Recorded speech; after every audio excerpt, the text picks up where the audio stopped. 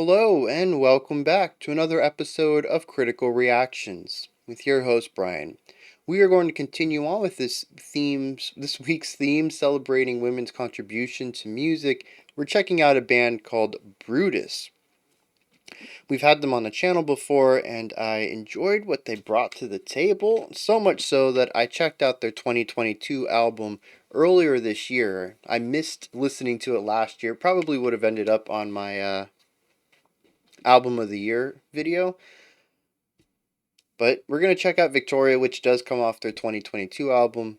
I haven't listened to the album in a couple of months, though, so this will be a nice refresher. Let's dive into this and see what Brutus is bringing today.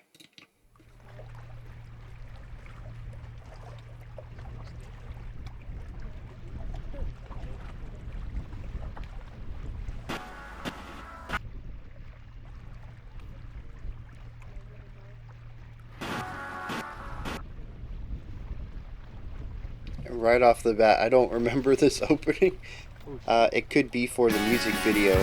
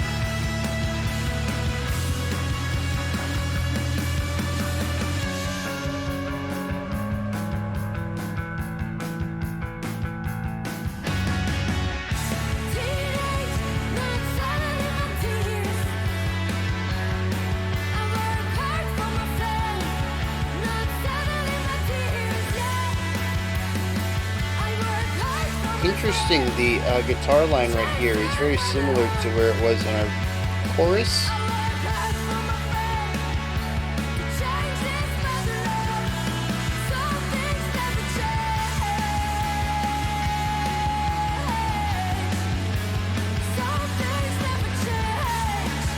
Yeah, we have a key shift between our verse and chorus, it sounds like.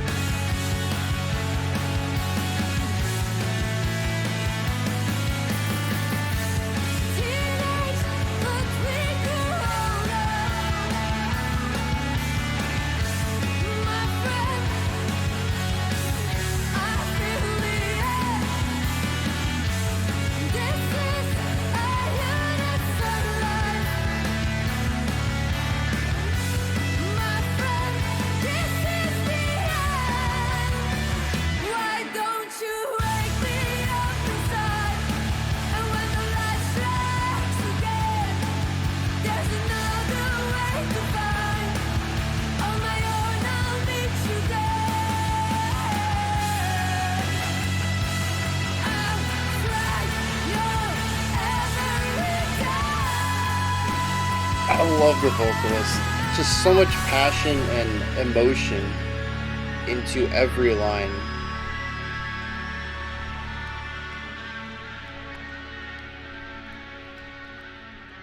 That's what continues to draw me to draws me to Brutus is the vocal passion. Because musically, I mean, let's get into the analysis here. Um, Musically, it's not my cup of tea usually. Now, this song does lighten things up a little bit. Brutus can get heavy, but it's post rock, right? This one I think has a bit more of a pop rock edge to it, though, which lightens up some of their harsher sounds. But the core element here, especially when we get to our verse, which is the emotional height of the track, it's 16th note playing on the guitar, single note, very black metal style, very post rock style. You pick a note and you just attack it a ton of times over and over, and then you pick a new note and you build your chord progression like this. Um, and it creates this wall of fuzz. Very post rock. Um, the bass during a lot of this is playing root tones, just kind of following the chord progression. It's not super interesting where it calls my attention to it, but it has a very important job as being the foundation, the root of the home point of the song. We also have another guitar line which I can't remember if we ever heard it overlaid on top of the 16th note picking or not, but we did hear it at the end of our I think we heard it in our first verse and the end of our first chorus coming out of it, almost like the post chorus section. Um, and it's this arpeggiation. Boom, boom, boom, boom, boom, boom, boom, boom, boom, boom, boom. As we change to the next chord, the arpeggiation shifts with the chord movement as well. Um, and we heard a small variation of this one time, I think, in our first chorus where we had the arpeggiation, but we had like a little ornamentation at the top, like bum bum ba dum bum, something like that. I don't remember what the exact ornamentation was, but it's that idea of the rising and falling arpeggios with a little twist at some of the points to sort of freshen it up and differentiate it from how we were doing the same thing in the verse. And the drums are. Here's the thing with Brutus. Of what I remember is that the drummer is the vocalist, which is very cool. There's few bands where we see that. Usually it's a solo vocalist, guitarist is the vocalist, bass is the vocalist, keyboards are vocalists. So rare to hear somebody drum and be the lead vocal, right? Drummers can do backup vocals, and I've seen a couple of bands where the drummer is the secondary vocalist, whether that is the clean against the primary vocalist's screams or the screams against the primary vocalist's cleans. Whatever. I don't remember what I said now. You get the picture though. They provide the intermittent contrast before the focus goes back to the lead vocalist. And here, just having the lead vocalist, sorry, be the drummer is it's a big thing, at least for me.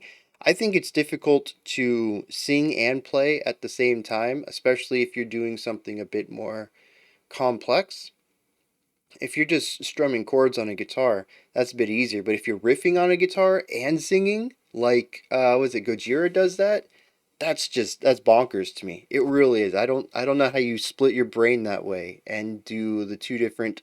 It's not even just two different rhythmic patterns, but it's two different melodic patterns too. But drumming just seems to take that on another level because you're working with four limbs that you're trying to individualize, and then you're also putting a melody on top of it that another set of muscles needs to work with. It is I think that's the reason why we see it so rarely. Um, but when it comes to this track in particular, it is very vocal heavy, which, from what I remember about Brutus, is not. It's not something that happens often. There's usually instrumental sections in Brutus tracks where the drummer can go off a bit more, and they tend to pull things in a little bit to do the vocals, which I don't blame them. I don't know if that's a skill level thing where they're just not at the point of doing more complex rhythms and playing vocals on top of it. Like I said, just drumming and vocals together is just beyond my capabilities already. So I don't throw any shade in pointing out that drummers might simplify their drumming when they have to sing because that's a lot of work to put on one brain. Um, but that is a pattern I've noticed in Brutus's work is that when the vocals come in, the drums kind of simplify. But this one, the vocals are present in a lot of it, so we end up with more metronomic drumming through a majority of the track. And so what we end up with, though, is something that feels less like uh, post rock with heavy influences, which is what was the last one we did? Something about a dragon, right? Brutus. Sugar Dragon. Yep. When was that? Oh, June 2021. Almost 2 years ago. Yeah, if I remember correctly, though, that was a much heavier track that also focused on this post rock style of atmosphere building. And this just takes a completely different approach to it and goes for a pop rock, post rock combination here, which kind of shaves off a lot of the harsher elements and makes it more palatable. At least for me, I found it easier to sort of forget that those faster picking moments were there and just kind of focus on the harmonic elements, the chords themselves, the lyrics. Actually, I found it really, I don't know if it's because the lyrics majority of the time were put up on the screen. I tried not to look at the screen because every time I did, I'd focus on the words and then I'd listen to the singing. Um, and it detracted from my ability to focus in on the music itself. So I tried not to look at the screen too often, but um, where was I going with that? Vocals being present all the time. I don't remember. Oh yeah, palatability. That's where we were. Um, it a lot of the elements I felt kind of blended into the background, which is such a post rock thing to say. Everything just became this one sound. And then the vocals sat on top of all that. And I suppose that's for better or worse. I think it's quite effective at doing what this song does, which is to create this optimistic wall of sound that everybody can sort of reside within and use to push up the uplifting vocals, if I remember right. And through that, it becomes sort of a positive anthem for an entire generation that I don't think utilizing their heavier style would have accomplished in the same way. And so it's a perfect option to go for this specific track since that's the theme, the atmosphere they're aiming for is this overwhelming positivity and hope. But I do feel like, from what I remember of the album, this was one of the tracks I felt was a bit weaker, and I think the simplicity and shortness of it are two of the things that had it stand out for me as one of the weaker tracks. Despite the fact that thematically, artistically, I think it's one of their more cohesive ones, which is it's kind of weird to sit in that middle point where it kind of bounced off of me, but I think that it was one of their best tracks. It's a weird way to describe something. Um, so we talked about guitar, we talked about bass, we talked about drums, we talked about I mean the structure is just A B. The production's solid. And I touched on her vocals. Just that raw passion that she has in the chord. I think that's everything I wanted to talk about here. Short video, let's hit the lyrics. Yeah, so good set of lyrics here, a nice a message, right? Nice message. Like I mentioned, the song itself is rather uplifting and overwhelmingly positive, and the lyrics are there too. It talks about being teenagers and, meeting these other people and creating these friendships and having troubles within your life and overcoming them. It says, I'm not subtle in my tears. I worked hard for my fam. I worked hard for my friends. Worked hard to change this motherland, but some things never change. So wake me up inside when the lightning strikes again. Um, the next line says, we were teenaged, but we grew older. And I feel this is the end, my friends, of our unison life, which I think is just talking about how people tend to, especially high school friends, right? Because you're kind of stuck with those people in high school. It's kind of like work when you get older, and that you see these people every day. It's really difficult not to build these friendships. But as soon as high school's over, there's no guarantee. You're not forced to be in the same area anymore. People can leave town. They can, go find different jobs. They can go to different universities. They can travel. They could end up just staying at home and working. There's absolutely nothing that keeps people together anymore, and it's really easy to grow apart from high school friends. And I think that this is what it's talking about. We grew older and there's some distance here, and we end the track coming back to this chorus. Why don't you wake me up again when the or wake me up inside when the lightning strikes? Sorry, when the light strikes again. On my own, I'll meet you there. I'll strike you every time. This idea that despite the fact that we are physically separating, that we'll make sure to find each other again sometime in the future. And I think it's just a really beautiful song. It's about making connections and recognizing that the connections physically are going to have distance, but emotionally and mentally, you can always rekindle that fire, find that light again, and make that connection consistent. If it's not, talking to them every day, meet up once a year and, keep the connection connected. And there's just a lot of positivity and hope to this that is mirrored in the music. It's just a phenomenal cohesion of theme on this one. So, those are my thoughts on Brutus's Victoria. What did you think, though? Is there anything in here that stood out to you? Anything that you think I touched on but didn't dive into enough? Or maybe you have a completely different perspective on things? Please put that stuff down in the comments. Above that is a description box. In there you'll find a link to Linktree. Takes you here. You can find my music, ways to support the channel, a link to the Discord server, and so much more. Above that, if you could, like, subscribe, and ring the bell. I greatly appreciate all three.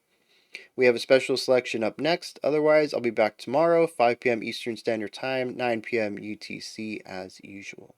Until next time, remember to be critical, not cynical, and have a fantastic morning, afternoon, or evening.